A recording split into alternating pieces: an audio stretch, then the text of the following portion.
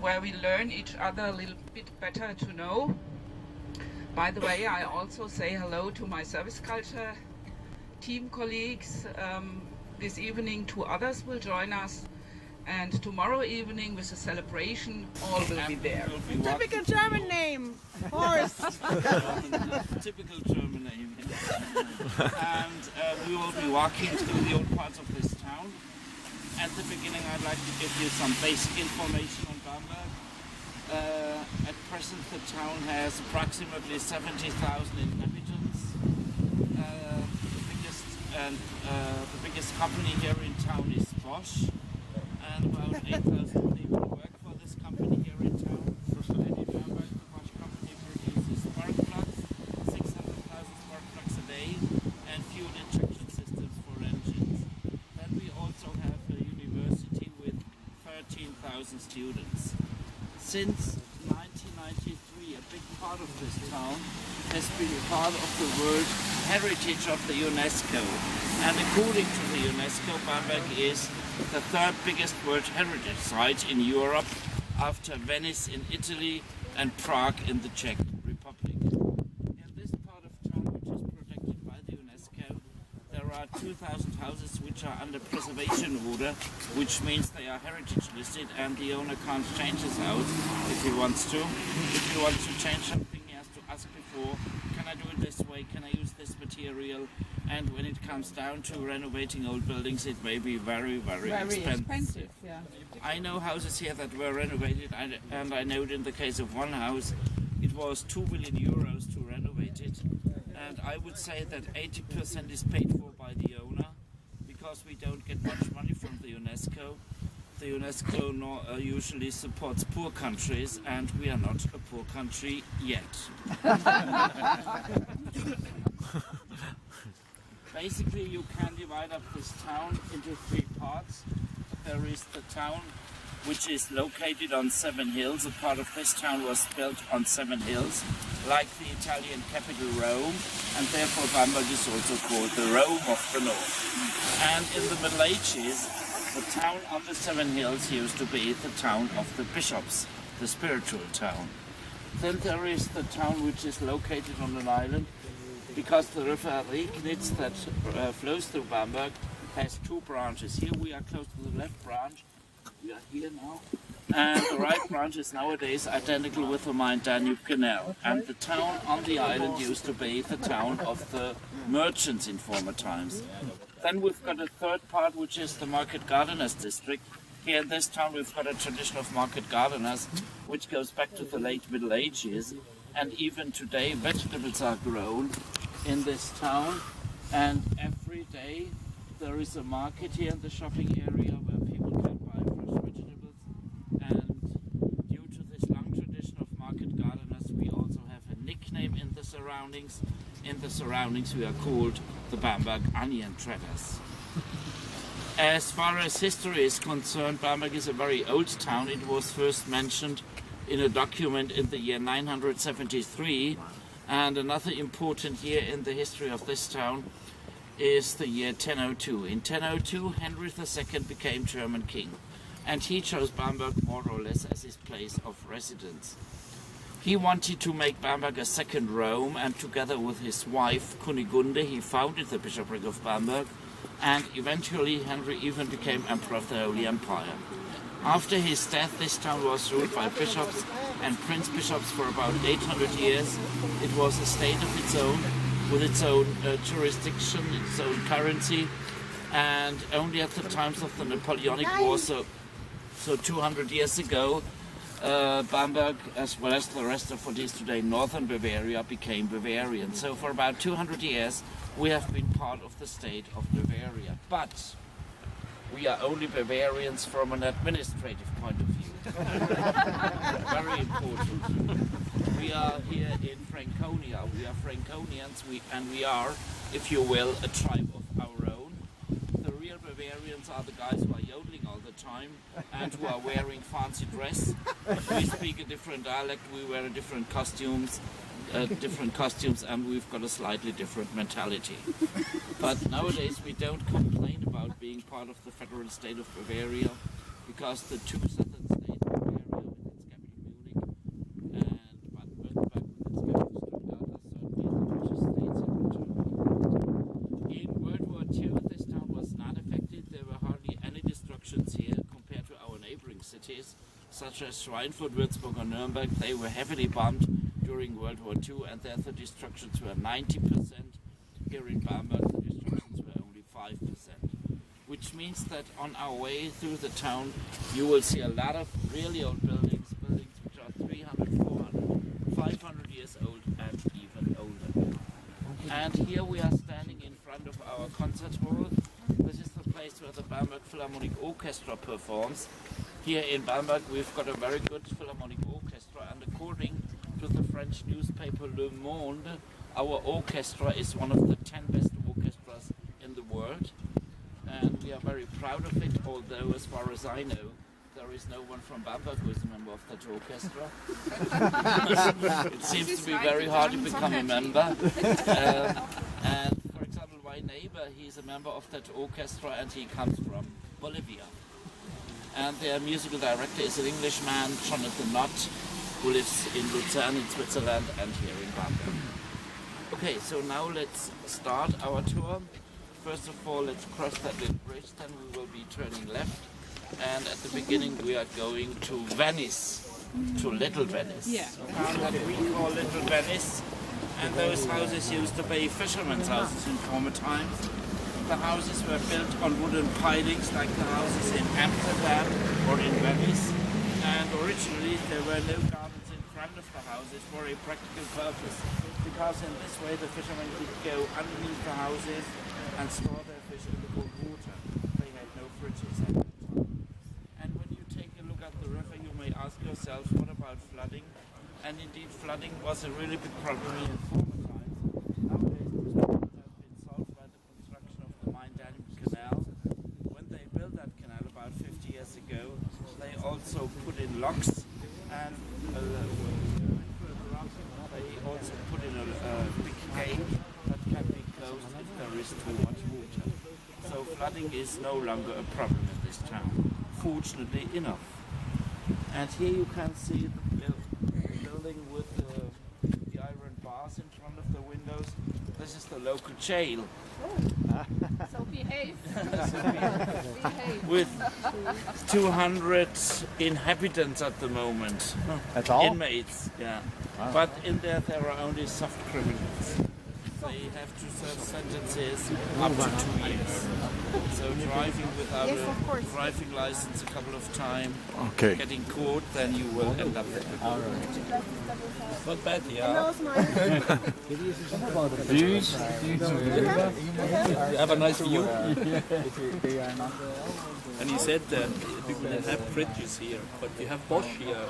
You have Bosch and the really bad crimes are the people are further down south, in Straubing.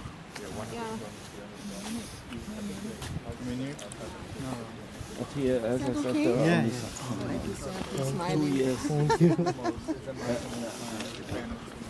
Do you have high water here? You can flood all these things? No, because the water is regulated and a little further up there is a big gate that can be closed.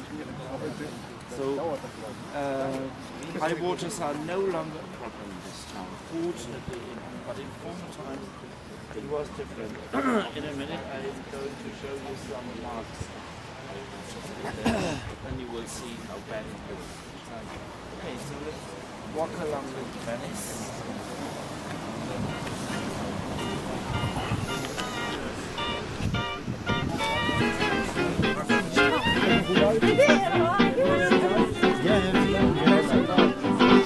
Besser auf Deutsch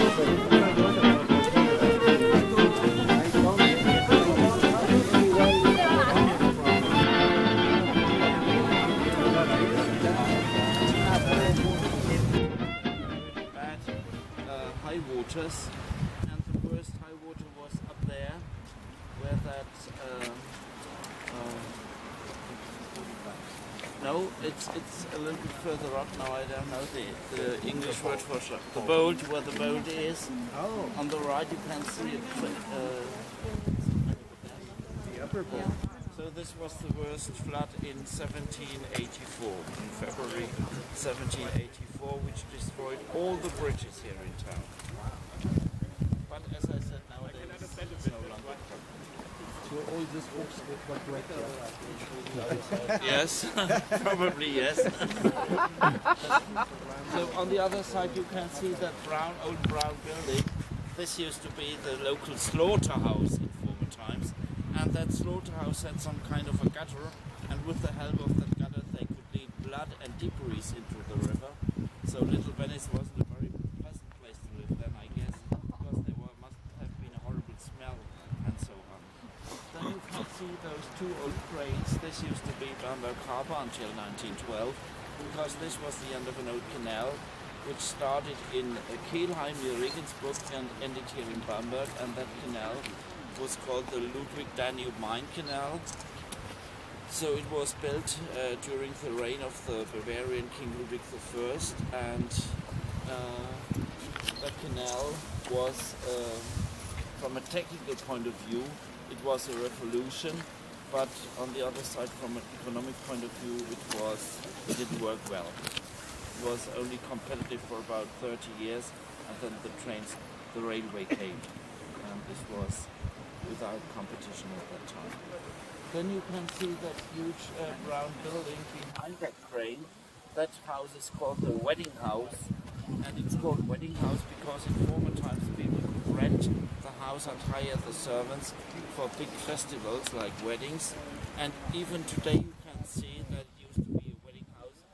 When you take a look at the windows of the first floor, there you can see some iron bars in front of it. They put these iron bars so that the groom couldn't get away. Or the bride, we don't know. And nowadays it is part of Bamberg University. Nowadays in that building there is the Department for History and Geography. And every year around the 20th of August there is a big beer festival here. It lasts for 5 days, and when this festival is taking place every evening around here, there are 70,000 people. And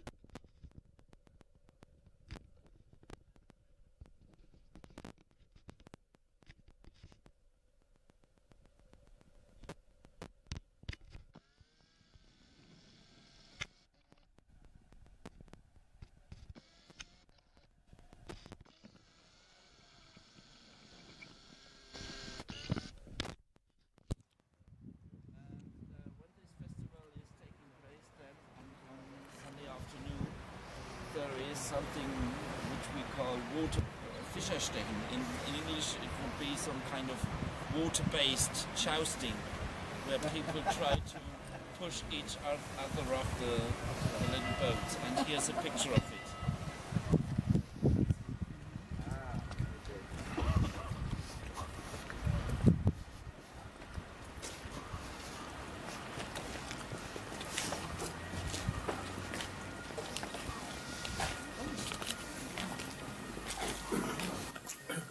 And then everything around here is crowded with people because it's real fun. Like water wrestling. Water wrestling. Okay, so now let's go to a brewery, but we won't go inside. But you have to taste this smoky beer that they have. If you drink the alcohol, they have a special kind of beer. Beer is a very important issue in this town. Today we've still got 9 breweries here. And the most famous brewery of all our 9 breweries is that one. This is the Schlenkerla brewery. This is what they serve, the smoked beer or smoked beer. The smoked beer is and it has a really peculiar taste. It tastes a little bit like smoked ham. And some people really love it. Some people maybe hate it. And some people say it only tastes good after the third one. If you taste it and if you don't like it, keep drinking. You will love it after the 5th or 6th time, I'm sure. But I will not love you then. Beer has this really funny taste because the malt of the beer is dried over a heating fire. Then the smoke of the fire goes into the malt and therefore this beer has this really funny taste. The name of the place, Schlenkerla, goes back to a landlord of the 19th century. His real name was Andreas Graser, and this poor man had an accident. He was run over by a horse carriage when he was unloading the beer barrels, and ever since he had a very strange way of walking because he was standing with his arms like that. And the German word for walking like this is Schlenker, and therefore the name. And you can see that landlord after whom it was named in the middle of that green wreath up there. And you see there is a small man standing in the middle, and this is the landlord after whom it was named. At the edge on the right hand side you can see what many people think is a Star of David. Here in this case it's not a Star of David, it's an Okua sign, and that sign stands for the old alchemist symbol for fire.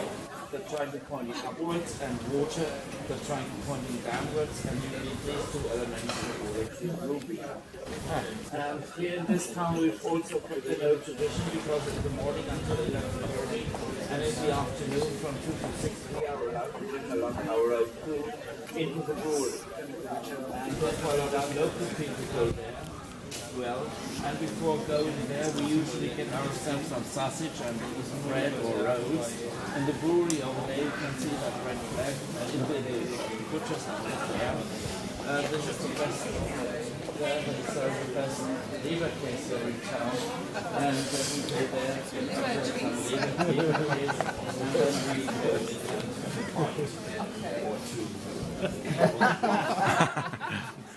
And the beer is always on tap.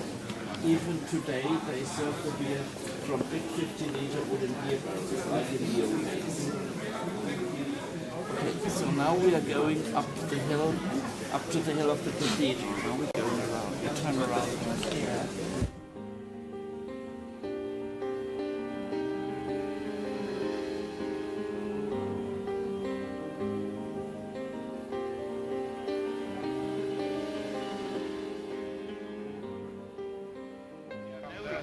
Allowed to do guided tours in the cathedral at the weekend. During the week it's no problem, at the weekend only the guides of the cathedral itself are allowed to do so, and therefore what I usually do is I'm going to show you some pictures, and if you want you can go into the cathedral on your own afterwards. I think 10 minutes or so will do. That would be great. And so I'm going to tell you something about the cathedral. The cathedral here was consecrated in 1237, so it is almost 800 years old. And as far as architecture is concerned, it is a combination between late Romanesque and early Gothic style. And in the cathedral there are a few interesting things. In that cathedral there is the only tomb of a pope north of the Alps. Normally popes are buried in Rome, but the second Bamberg Bishop Suidger went to Rome in 1046, and surprisingly in Rome he was elected pope. As a pope he called himself Clement II, and Clement II loved Bamberg so much that in his last will he determined that he should be buried here. And here's a picture of his tomb. On the left you can see something, you can pass it around if you want. On the left you can see something which looks like a box. This is the only tomb of a pope north of the Alps. But poor Clement was only a pope for 9 months. And then he was poisoned. It was a fairly dangerous job to be a pope at that time, because the one who came after him was only a pope for 23 days. And then he also died under, let's put it this way, undisclosed circumstances. And he is still in there, because in the 1940s his tomb was opened and a lot was left of good old Clement, because popes were embalmed in the Middle Ages. Then in that cathedral, so the tomb is on the other side and it's behind the Archbishop's chair. So when you take a look at it, you should look at it from the left or from the right, because the Archbishop's chair is standing right in front of it, and you will only see a tiny little part of it. Then when you go through here and turn left, a second on your left, and in that corner you can see that altar. That altar is called the Christmas altar because the scene in the middle is a nativity scene, and it was created by an outstanding German artist of the late 15th, early 16th century. It was created by Veit Stoß. Are there any people from Poland here? Yeah. Uh, Here. Yes, I am. you may know. I have been in Częstochowa. No, in Krakow. Krakow. He made his first big work, a big altar in a church in Krakow. I saw it some weeks ago. So, and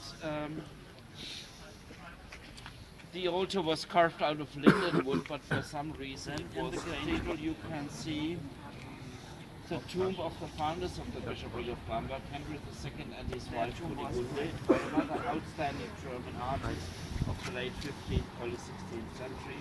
It was created by Tilman Riemenschneider, and around the tomb you can see legends that have grown up around the lives of the two saints, and this is probably the most famous legend. It's the plowshare trial of Saint Kunigunde. On the right you can see poor Kunigunde walking barefoot over something.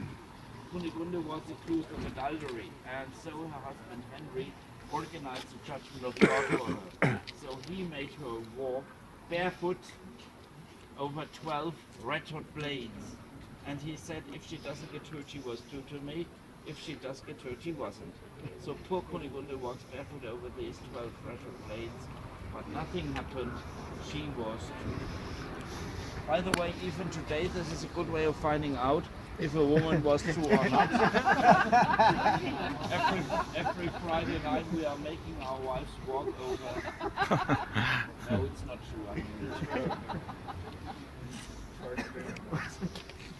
but the most famous statue in that cathedral is this gentleman here.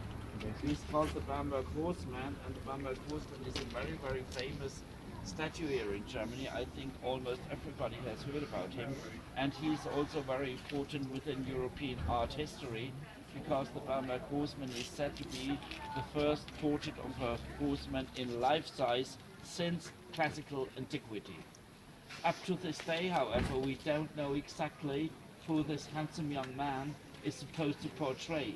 All in all, at least 10 suggestions have been made so far, but nowadays we tend to think that it might be the Holy Hungarian King Stephen, but we are far from being sure. The way he's portrayed shows the medieval world order. He's standing on plants. So first of all there are the plants, then comes the animal, then comes man, and above all them there is the Holy Jerusalem cross. The horseman has never ever left that place in the cathedral. In World War II he was protected by a wall which was thick like that, and which was only removed 2 years after the war. So he has never ever left that place, and he's been standing in the cathedral since 1230. And you will find him when you go inside. You take the first on the left, and then you look up. He's a little bit further up, because some people are desperately looking for him, because he's a little bit higher. Okay, so what do you think? 10 minutes, is that okay for you? Okay. And so you can go in if you want. and I'll be waiting here for you. You can take photographs, you can also use a flash, but I would only like to ask the gentlemen among you to take off their caps, please. Take off the cap. Yeah.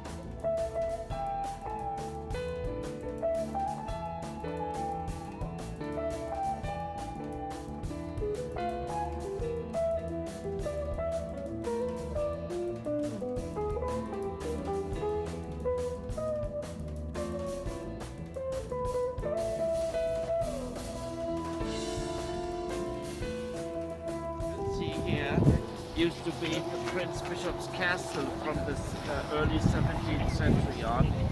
And nowadays in that building there are art galleries, archives, libraries, and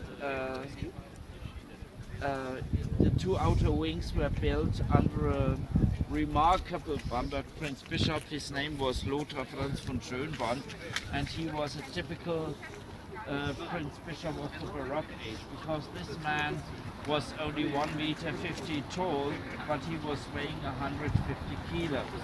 Here's a picture of him. And he was a very powerful man as well. He was not only Prince Bishop of Bamberg, he was also Prince Bishop of Mainz. And in this way, he was one of the 7 electors who elected the German emperor. Originally, the Prince Bishops had planned to build a building with 3 wings. They intended to add the 3rd wing going parallel to that one. Everybody see my favorite Prince Bishop?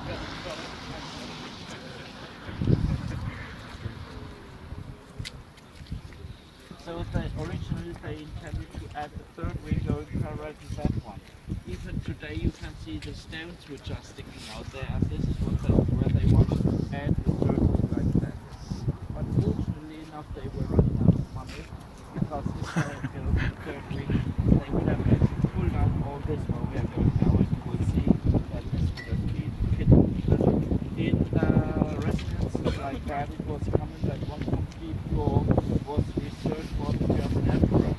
The German emperor never came to Bamberg, but today we've still got that gorgeous imperial hall on the 2nd floor where the lights are burning.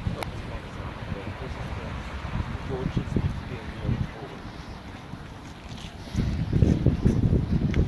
And the new residence of Bamberg is also a historic site, because in that building Napoleon signed the declaration of war on Prussia.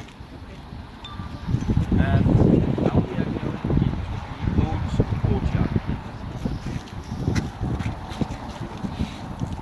So we have just seen the new residence, the Prince Bishop's residence from the beginning of the 17th century on, and this is called the old residence, the old court.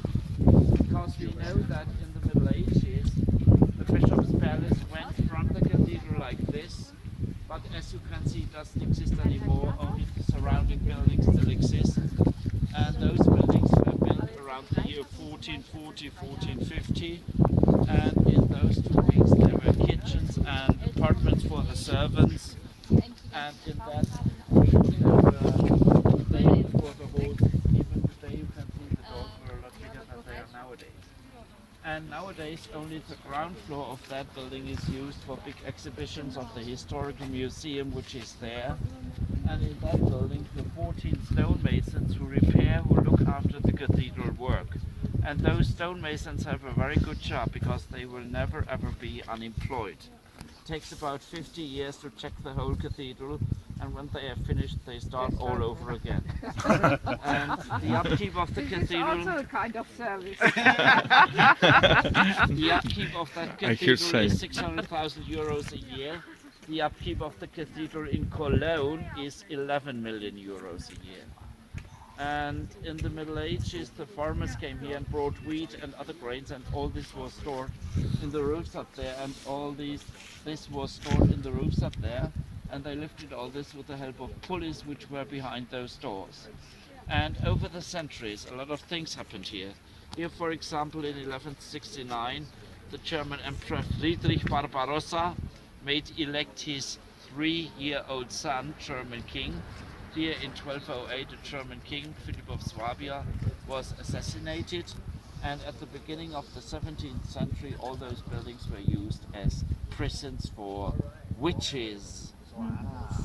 A lot of people were accused of witchcraft in this town, and when you consider that the population here at the beginning of the 17th century was 10,000 people, and when you consider that within 20 years only about 1,000 of them were burned as witches, also here by the way.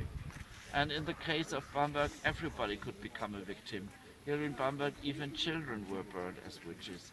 Even the Prince Bishop's Chancellor was burned together with his family. Wow. Nowadays more pleasant things take place in here. Every year in July, almost every evening, there are open-air theatre performances in here. Then the stage is there, and behind there are grandstands for the spectators, and you can imagine that this is a really nice atmosphere here, provided that it doesn't rain, of course. And every now and then movies are made here. 3 years ago we had a Hollywood production here with actors like Orlando Bloom, Mila Jovovich, Christoph Waltz, because here in Bamberg and in Würzburg and in London and so on, they were making, I usually say, the 200th version of the film The Three Musketeers. I haven't seen that one yet. And every now and then also German productions are made, not only here but in Bamberg in general. In Bamberg they made movies that everybody in Germany knows. Fliegende Klassenzimmer, Flying Classroom, everybody in Germany knows it. Yeah, yeah. So where was the actual living quarters of the Prince Bishop? In here there was his palace, but from the cathedral like this. But it was pulled down for some reason, because the Prince Bishops were living in different places. Once they were living here, then they decided to live somewhere else, and at the end they built that new residence. And there they stayed for good for the rest of the existence of Bamberg as a state. Okay, so now let's go back into town.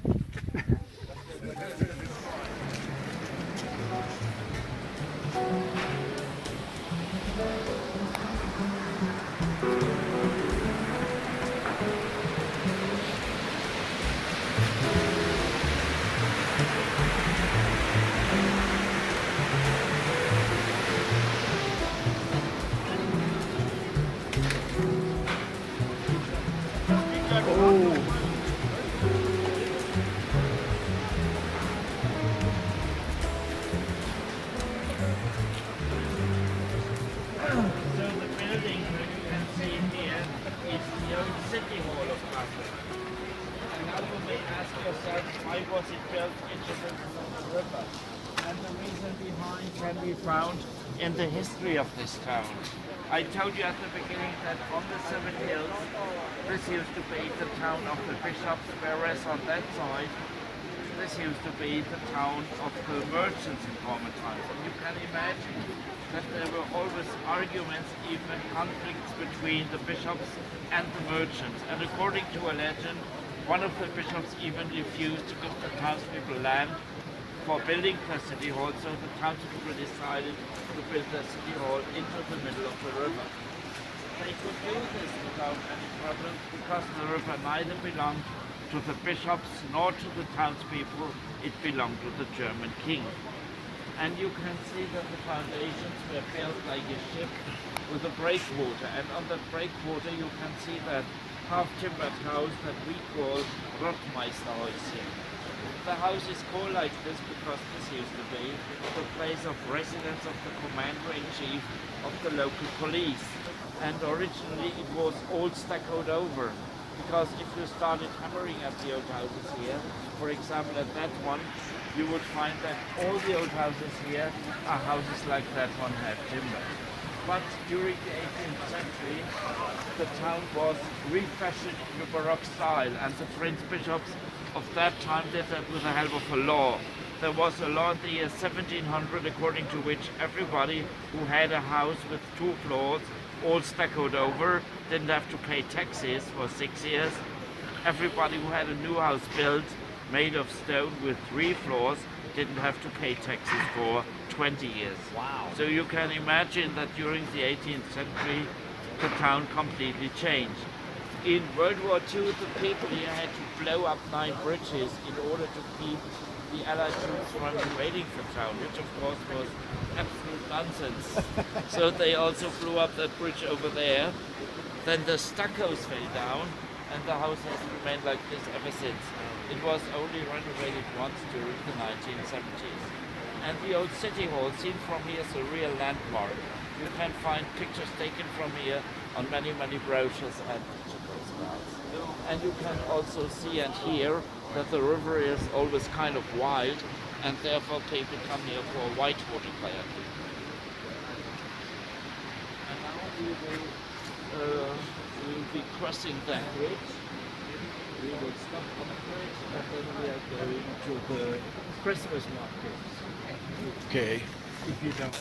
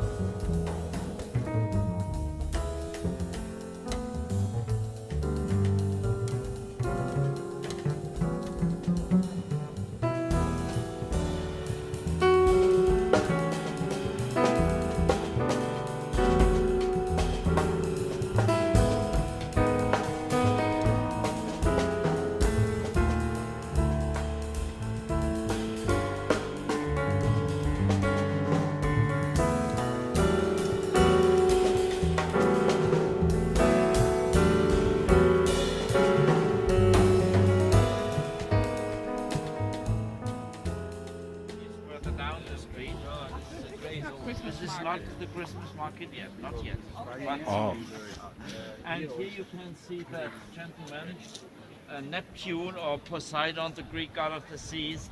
He's been standing here for more than 300 years, but nobody here in town calls him Neptune or Poseidon. The people here just call him the Forkman. And the Forkman is a very popular meeting point, and it should also be a reference point for you, because in order to go back to the place where your coach leaves from, all you have to do is you go down that little street between the Beck and the other building. Beck and Müller. Beck and Müller. And you go down that street and you take the second on your right, then you will be in Kapuzinerstraße. Kapuziner? Not the first, only the second, where the cars go along, where all the cars I are. have GPS on my mobile. And Then you have to stay with her. so you go down, straight ahead, down to the river, and then you turn right. And then you stay on this street, and then you will arrive at the concert hall after 10 minutes or so. But isn't the concert hall on the other side of the river? Yes, that's what you do when you go just down there. Then you go over the bridge at the end. Yeah. Maybe you Also, we go here. We follow you. Keep straight. we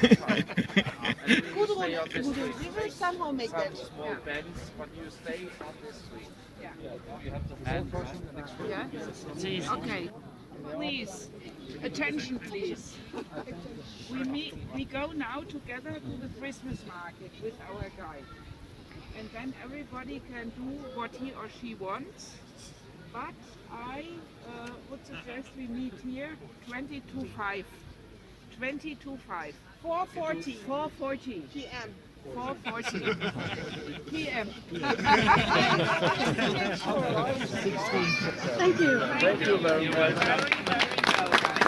Bueno, dijo que era al final. Gracias. Thank you. Thank you.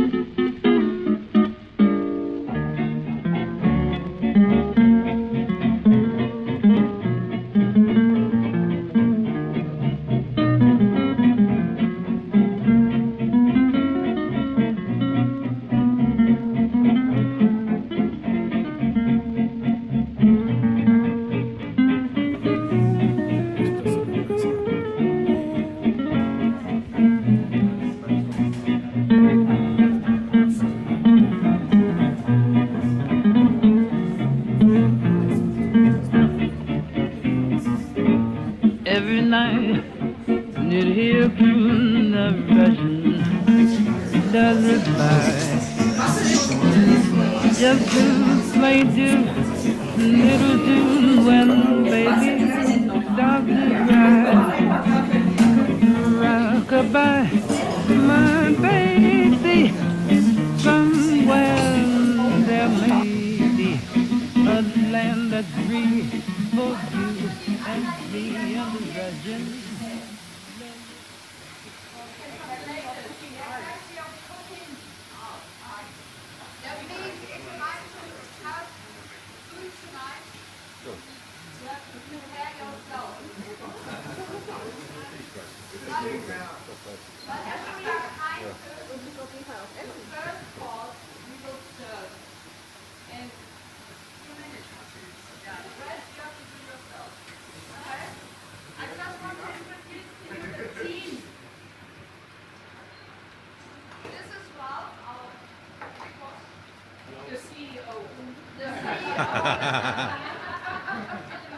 That's Michael. That's Sabine. Martin, sorry. Martin. Yeah, sorry. Sabine. This is Cora. This is also Rolf. Not the CEO. He's called the knife center. The knives are sharp. You keep them sharp. If you do something here, you want to turn it to the side, put it to the side, turn the knife, use the back please. Don't use these showers. Otherwise you get a free cleaning course with me tonight.